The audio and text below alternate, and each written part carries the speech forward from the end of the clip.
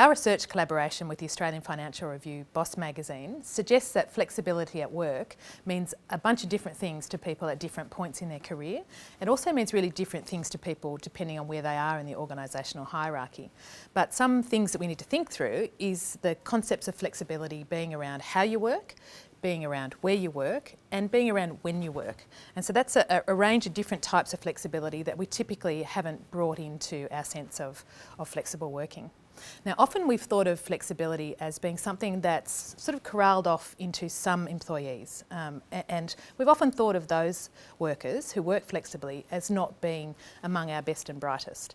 But in fact, what the international and the Australian research evidence absolutely unequivocally suggests to us is that those workers who work flexibly are the most committed, the most engaged, and in fact the most productive employees in our workforce.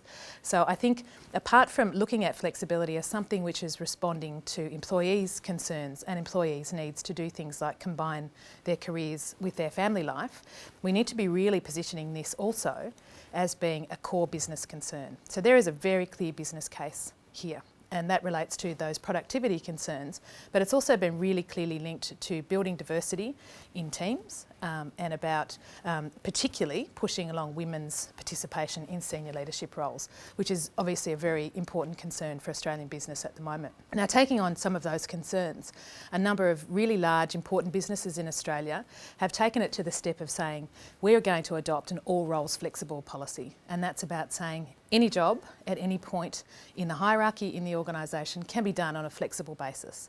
And the reason that they're doing that is because they're seeing really critical business outcomes as a result of that. And I think this is going to be a really important thing that we're going to be watching. It's started as an innovative policy, and I think we're going to see it rolling out across business in Australia.